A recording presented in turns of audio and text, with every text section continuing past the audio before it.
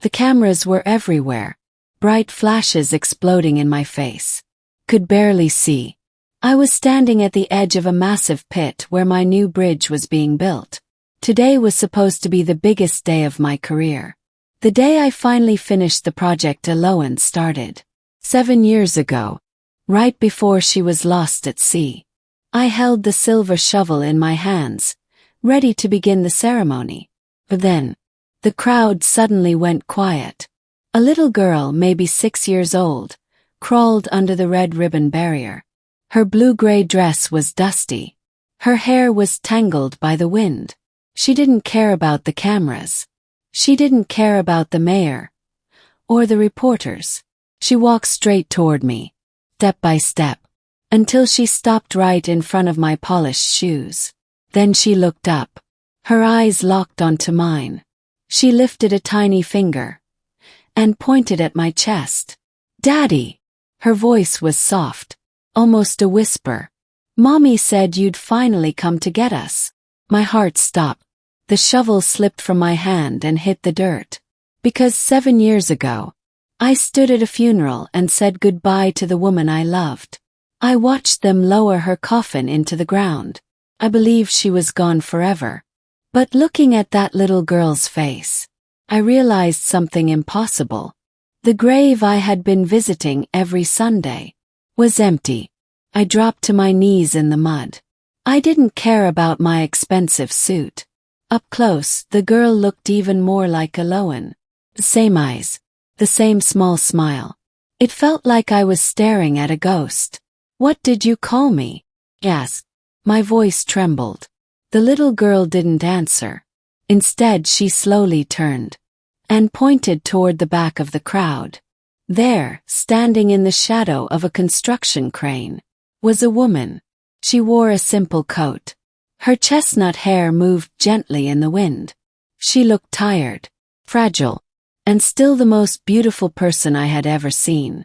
Then my eyes dropped to her hand. My breath caught in my throat. She was twisting a familiar band of gold around her finger. The engagement ring I designed for her. The ring that was supposed to be at the bottom of the ocean. But when our eyes met, she didn't run to me. She didn't smile.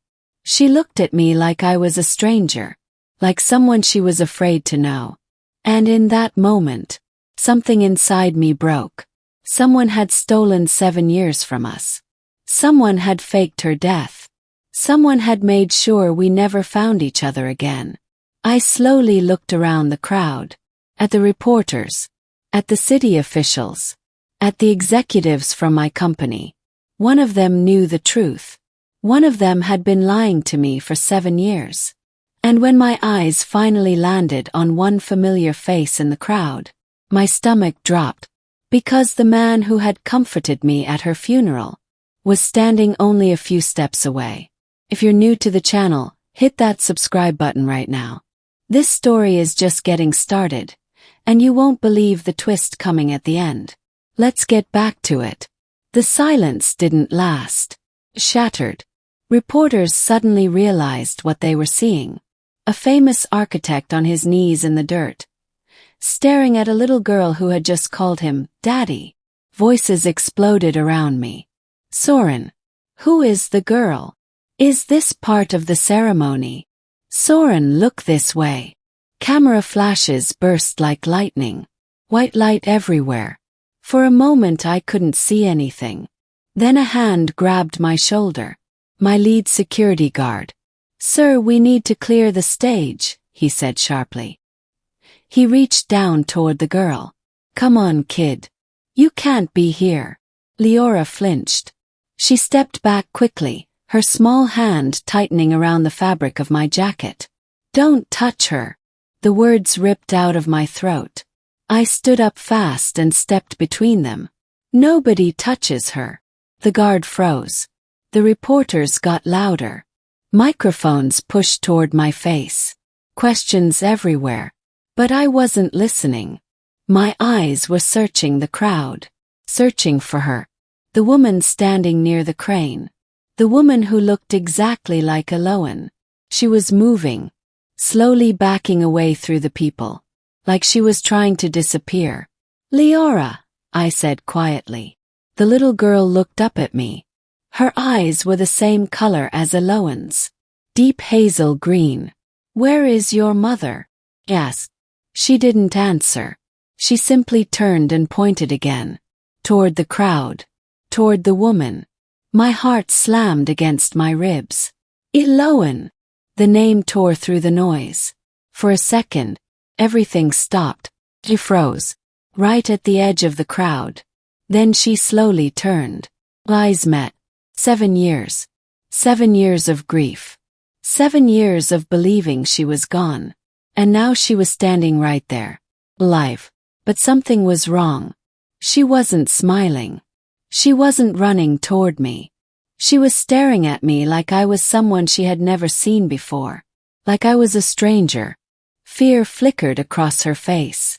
Then she looked down at Leora. Something in her expression cracked. A single tear slipped down her cheek. "Wait!" shouted. Pushed forward. Past reporters. Past the mayor. Past the barricade. "Eloan, please." But the crowd surged at the same moment. Everyone pushing closer. Everyone trying to see what was happening. Bodies blocked my path. Camera flashes blinded me again. And when I finally broke through, she was gone. The exit gate swung open in the wind. Gray city streets stretched beyond it. Me. I stood there breathing hard. My hands shaking. Leora's small fingers were still gripping mine. "She said you would come," the girl whispered softly. I looked down at her. "What did you say?" "Mommy said you would come get us," she repeated. My chest tightened. I slowly turned back toward the massive construction pit. The bridge. The project that had taken 7 years of my life. 7 years spent building a monument to the woman I believed had died. But Eloan wasn't dead. She had been alive all this time. Which meant only one thing. 7 years ago, someone had lied. And whoever it was, they were still standing somewhere in this crowd. I didn't stay for the press conference. I didn't answer a single question. By the time the reporters realized I was leaving, my car was already halfway across the city. Leora sat quietly in the back seat beside me. She didn't ask questions. She didn't cry. She just watched the buildings pass by the window. Every time I looked at her, my chest tightened. Those eyes. Eloan's eyes. 30 minutes later we arrived at my office tower. The top floor was empty this late in the evening. Only the soft hum of the servers filled the room. I gave Leora a glass of juice and sat her on the leather sofa. "Stay here for a minute," I said gently. She nodded. Then she curled her legs under herself and waited. Like she had been waiting her whole life. I walked to my desk. My hands were still shaking. I turned on the monitors. 3 screens lit up at once. Blueprints. Structural models. Digital archives. The bridge project. The project Eloan started. The project that had consumed the last 7 years of my life. I opened the original files. The ones from before the accident. Before the funeral. Before everything went wrong. Hundreds of documents appeared. Engineering calculations. Material tests. Environmental reports. Everything looked normal. Until I found a folder near the bottom. Site safety, final warning. My chest tightened. Eloan had created that folder herself. She used to double-check every safety report. Obsessively. Carefully. I clicked the folder. Nothing. Me. I frowned. That didn't make sense. Eloan never left unfinished work. Never. I checked the file history. And the moment the data appeared on the screen, my blood turned cold. The folder hadn't been forgotten. Had been erased. Deleted from the system. Date of deletion. 6 years. 11 months. And 2 weeks ago. Exactly 2 weeks after Eloan's funeral. My stomach twisted. Someone had gone back into the archive. Someone with full administrative access. I searched the backup servers. Digging deeper. past the public files, past the official project records. After nearly an hour, one fragment appeared. A recovered image file. Opened it. My breath caught. It was Eloan's handwriting. A map of the river foundation. Large red circles marked across the north bank. And beside them, written in bold ink, "Unsafe. Do not build here. The soil is shifting. The current design will fail. I'm presenting this to the board tomorrow." My heart started pounding. I pulled up the official blueprints. The ones we used today. The red circles were gone. The soil reports had been rewritten. Completely different conclusions. Completely different data. Someone had erased her warnings. Then they had replaced them with lies. And the very next day, Eloan disappeared. I slowly leaned back in my chair. The bridge wasn't her dream. It was the reason she was silenced. And whoever changed those files was still inside my company. The office was silent. Only the soft hum of the servers filled the room. The blueprints were still glowing on the monitors. Red warning circles. Eloan's handwriting. Her final warning. Someone had erased it. Someone had lied. My chest felt tight. 7 years. 7 years of grief. 7 years of building a monument to a woman I thought was gone. Daddy! The word pulled me back. Leora was standing beside my desk. I hadn't even noticed her walk over. She held a crumpled piece of paper in her hands. "Mommy said if I found you, I should give you this." My fingers trembled as I reached for it. The paper was worn, folded too many times. I unfolded it slowly. A medical report. From a small clinic. Haven. Fishing village 5 hours up the coast. My heart skipped. Why would Eloan be there? Kept reading. Lines of medical terms. Numbers. None of it made sense. Until my eyes landed on the center of the page. Genetic comparison. Subject A. Subject B. Name. Laura's name. My breathing stopped. I looked down at the bottom of the report. One line. Printed in bold black ink. Probability of paternity. 99.9%. The paper slipped from my hands. It drifted slowly to the floor. For a moment, I couldn't move. 99.9%. My mind struggled to catch up. I looked at Leora again. Really looked at her.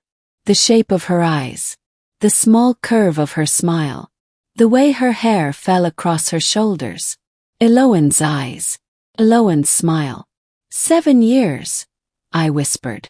The math formed in my head. 7 years ago. The ferry accident. The night Eloan disappeared. If Leora was 6. My chest tightened. Eloan was pregnant, I said quietly. The words barely left my mouth. Leora watched me carefully, like she was waiting for me to understand. "Where is she?" I asked. "Where is your mom?" "The house with the blue door," Leora said softly. "Near the big rocks." She hesitated. "She cries sometimes." My throat tightened. "Why?" "She says she can't remember things," Leora said. "She says the ocean took them away." A cold feeling settled in my chest. Eloan was alive. But she didn't remember me. I looked at the clock on the wall. 11:47 p.m. I grabbed my coat. None of this could wait. Not the board. Not the project. Not the company. Nothing. I knelt down in front of Leora. "Are you ready for a trip?" She nodded. Picked her up. For the first time in 7 years. My arms didn't feel empty. We walked toward the elevator. The office lights dimmed behind us. But as the elevator doors began to close, something on the security monitor caught my eye. A black sedan had just entered the parking garage. Low, quiet, watching. My stomach dropped. 'Cause suddenly, I wasn't sure we were leaving alone. The highway slowly disappeared behind us. Dark roads. Empty forest. Endless rain. Leora slept in the back seat. Her head rested against the window. Every few minutes I checked the mirror, watching the road behind us, looking for headlights, the black car. But the road stayed empty. 5 hours later, the rain stopped. Fog rolled in from the ocean. A small wooden sign appeared beside the road. Haven. The town was quiet. Just a handful of houses clinging to the edge of the cliffs. The air smelled like salt and wet pine. Leora stirred in the back seat. "We're here," she whispered sleepily. I slowed the car. "Which house?" She pointed down the narrow road.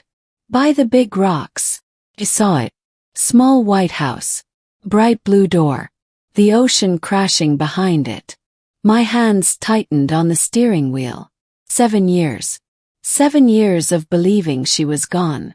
I stepped out of the car. Gravel crunched under my boots. Cold wind rolled in from the sea. Leora ran ahead of me. "Mommy!" The blue door opened. A woman stepped onto the porch. She was holding a cup of tea. Her hair was tied back. A thick sweater wrapped around her shoulders. She looked older, tired, but there was no mistaking her. Lowen. The cup slipped from her hands. It shattered against the wood. "Leora!" Her voice trembled. Leora ran into her arms. "I found him, Mommy." Elowen held her tightly. Then she looked up. Her eyes met mine. Hazel green. The same eyes I had dreamed about for 7 years. For a moment, time stopped. "Elowen," I said quietly. She stared at me. Her face pale. Her breathing uneven. "Who are you?" she whispered.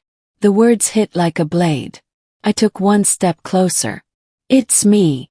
My voice broke. "Soren." She shook her head slowly. "I don't know that name." The world tilted beneath my feet. "Elowen, please." I reached out. She stepped back immediately. Fear filled her eyes. "Don't come closer." Her hand moved to her temple, like she was trying to hold something inside. "I remember the water," she said weakly. "The cold. The waves. That's all." I stopped moving. My chest felt hollow. Elowen listened to my voice. She froze. Her head tilted slightly, like she was hearing something familiar. Something buried deep inside her. "Your voice," she whispered. "I hear it sometimes. In my dreams." Her hand lifted slowly, reaching toward me. Car door slammed somewhere up the road. The sound echoed across the cliffs. Elowen's face changed instantly. Fear. Real fear. She grabbed Leora and pulled her close. "You have to leave," she said urgently. "They'll see you." "Who?" I asked. But she was already backing toward the door. "They told me if I ever spoke to anyone from the city." Her voice shook. "They would take my daughter away." The door slammed shut. The lock clicked. Silence returned to the cliff. I stood there in the fog, the ocean roaring behind me. Then something caught my eye. Near the broken teacup, small plastic card. Picked it up slowly. My stomach dropped. Security pass. From the ferry company. The same company that told me Elowen was dead.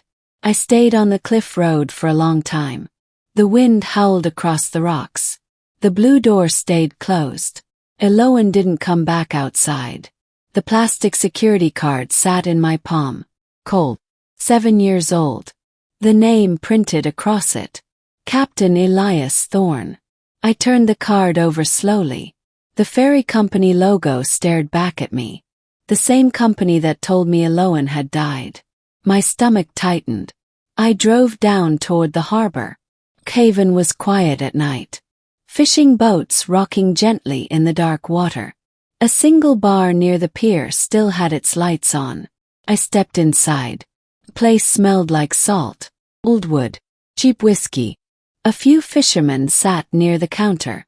But in the corner, an old man sat alone. Weathered skin, gray beard, eyes that had seen too much ocean. I walked to his table. Then I placed the card in front of him. The old man froze. His drink stopped halfway to his lips. He stared at the plastic pass, then slowly lowered the glass. "You shouldn't have that," he muttered. "Captain Thorne," I said quietly. He didn't look up.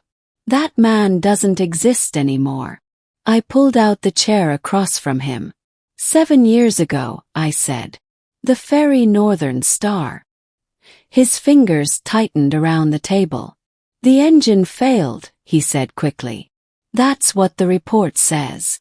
His voice sounded rehearsed, like he had repeated that sentence 1,000 times. "But engines don't fail like that," I said. "Not in calm water." Silence filled the table. Thorne finally looked up. His eyes were red and tired. "You should go home," he whispered. "People who ask about that night." He didn't finish the sentence. I leaned closer. "The woman who fell overboard," I said. "She's alive." The old man went completely still. For a long moment, he didn't breathe. Then his shoulders slowly dropped. "God help us," he whispered. He looked toward the window, like he expected someone to be listening. "It wasn't engine failure," he said quietly. "The power was cut." My heart skipped. From the bridge controls. Locked from outside the system. I couldn't restart it. The bar suddenly felt smaller. "Someone did it on purpose," I said. Thorne nodded once. "Low. Careful." Before we left the dock, he swallowed hard. "A man came aboard. Said there might be a security drill. Told me to ignore any warning alarms." His hands trembled slightly. "Then out in deep water. The lights died. The engines shut down." He leaned closer. "So did the cameras." A chill ran down my spine. "What happened next?" I asked. Thorne looked away. For a long time he said nothing. Then finally, a small boat came alongside. Black hull. No lights. They were only there a few minutes. His voice dropped to a whisper. "And when they left," he pushed the security card back toward me. "You need to stop digging. Men with money did this. Men with power. They control the harbor. The police. The ferries. Everything." I stood up slowly. My mind was racing. This wasn't an accident. It never had been. I stepped outside into the cold night air. The ocean roared in the distance. I had to get back to Iloan. Right now. But when I reached the road above the cliffs, froze. A faint light flickered in the window of the house with the blue door. Not a lamp. Not candlelight. Flashlight. Moving. Slowly. Inside the house. I didn't hesitate. I ran down the cliff path. Cold wind whipped across the rocks. My boots slid on the wet gravel. The house with the blue door was dark. Too dark. The front door hung slightly open. My chest tightened. "Iloan!" called. No answer. I stepped inside. The beam of a flashlight cut through the living room. A man stood near the table. Dark hoodie. Gloves. Iloan's jewelry box in his hands. He froze when he saw me. "Iloan!" shouted. A small gasp came from the kitchen. Iloan and Leora were pressed against the wall. Terrified. "Get out," I said slowly. The man hesitated. Then he bolted. He shoved past me and disappeared into the fog outside. I didn't chase him. Couldn't. I crossed the room in 2 steps. "Iloan!" She was shaking. Leora clung to her waist. "We're leaving," I said. "Not tomorrow. Not later." Iloan didn't argue. She only nodded. Fear had already made the decision for her. An hour later, we were driving through the dark again. The ocean faded behind us. The highway stretched toward the city. 5 hours later, the iron gates opened. My estate sat on the hill above the skyline. Perfect lines. The house I built after Iloan died. Or the house I thought she died. The front doors opened automatically. Leora stepped inside first. Her eyes widened. Daddy, is this a castle? Her voice echoed through the empty halls. I almost smiled. Just a house. But Eloan stayed near the doorway. She looked around slowly. The marble floors, the glass walls, the city lights glowing through every window. She pulled her sweater tighter around herself. I don't belong here, she whispered.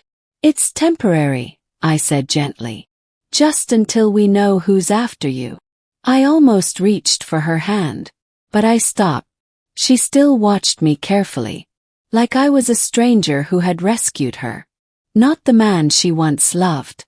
I showed them the guest wing. Leora climbed onto the bed immediately, laughing, for the first time since I met her. But Eloan walked to the window. She stared out at the city below. So much glass, she murmured. It feels like people can see everything. You're safe here, I said.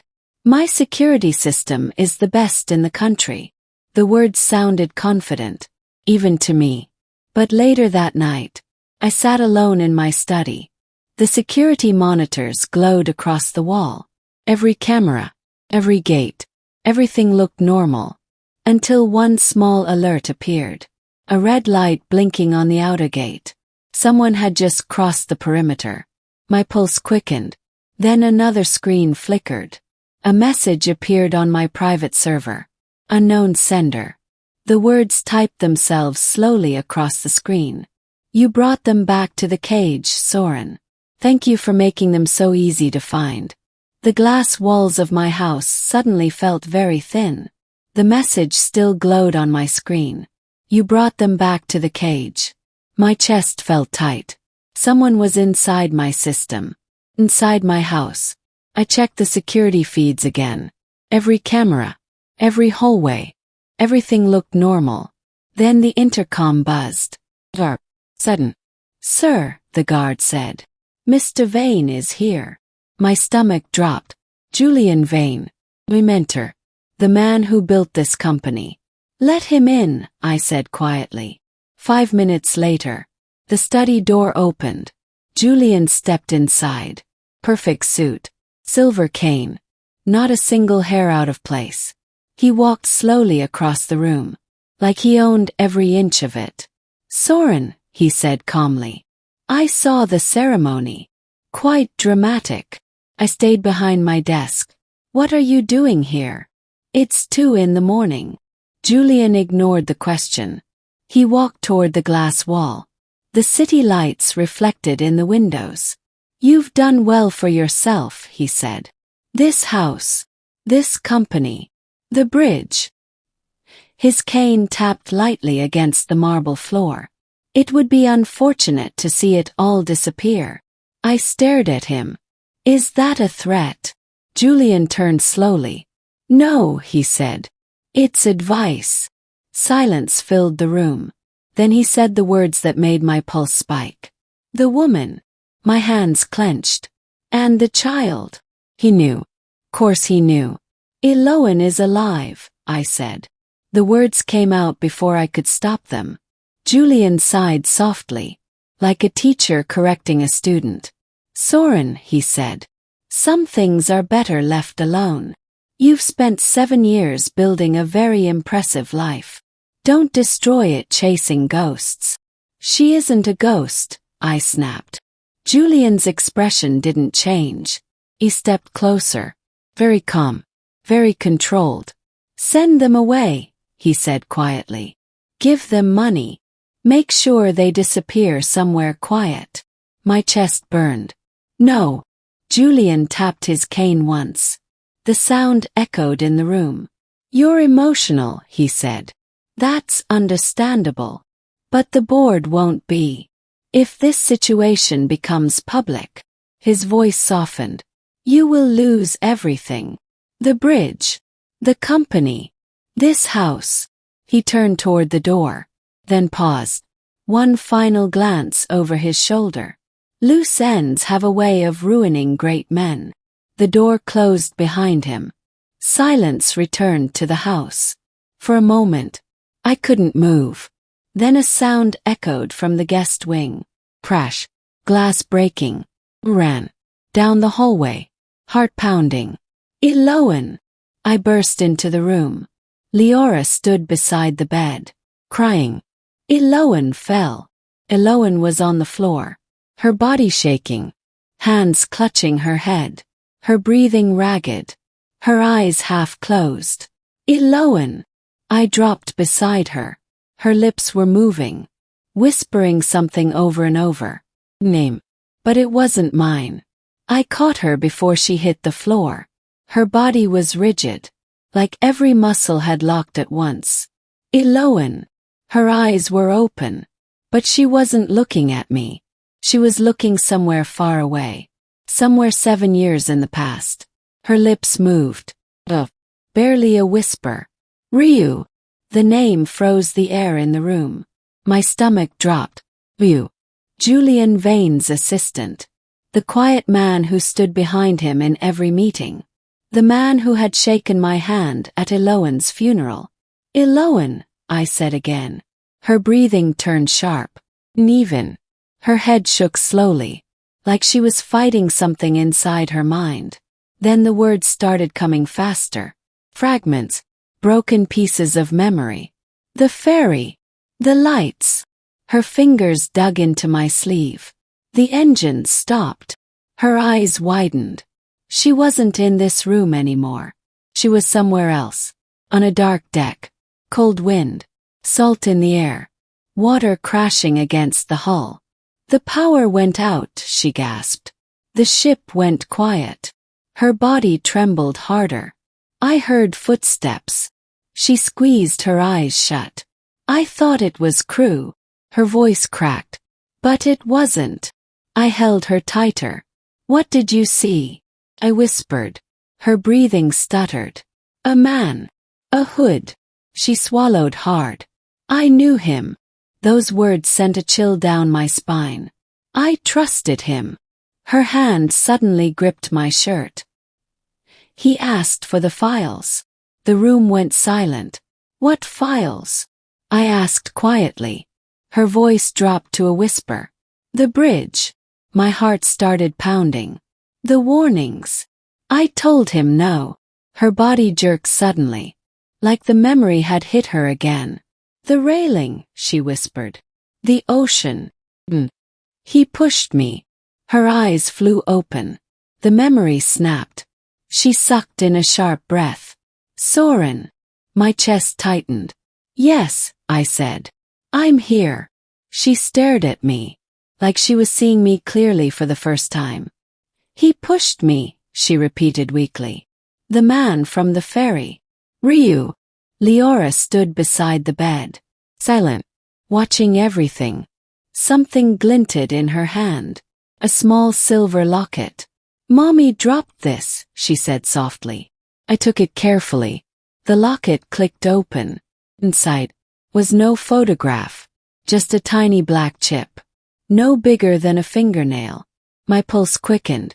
Eloan's eyes widened. The files, she whispered. The real ones. I turned the chip between my fingers. The safety warnings. The soil reports. Everything someone tried to erase.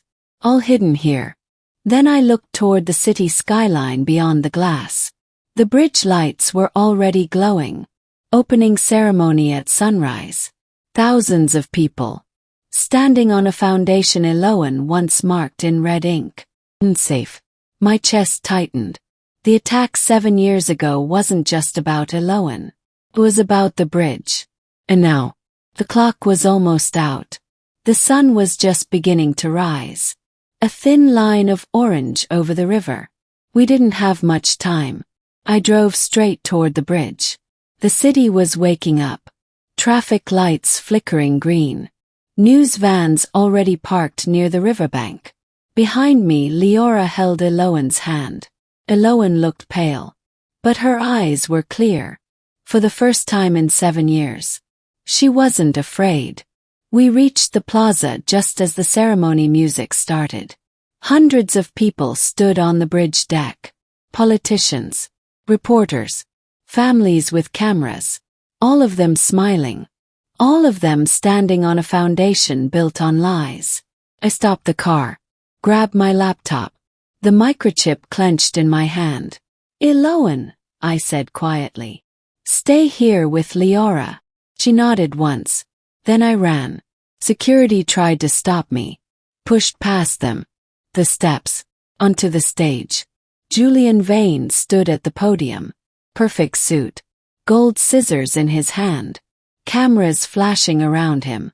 A king ready to cut the ribbon. Julian! Shouted. The music died instantly. The crowd turned. Julian's smile didn't move. Soren, he said calmly. You're just in time. This ends now, I said. I plugged the chip into the projector. The giant screen behind us flickered. Then the files appeared.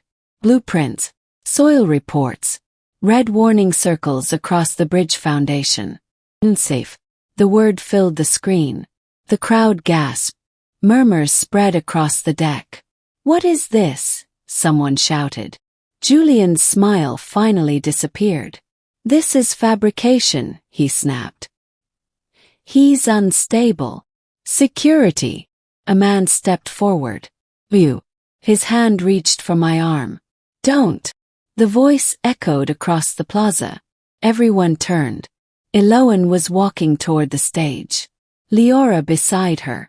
Ryu froze. His face went pale. You pushed me, Eloan said. Her voice carried through the microphone. Across the entire bridge. You pushed me off that ferry. The crowd went silent. You wanted the files, she continued. When I refused. Her voice trembled slightly. You tried to erase me. Police sirens rose in the distance. Louder. Closer. Julian looked at the screen. Then at the approaching officers. Then at the thousands of witnesses around him. For the first time, he looked small. The police reached the stage. Ryu was taken first. Then Julian.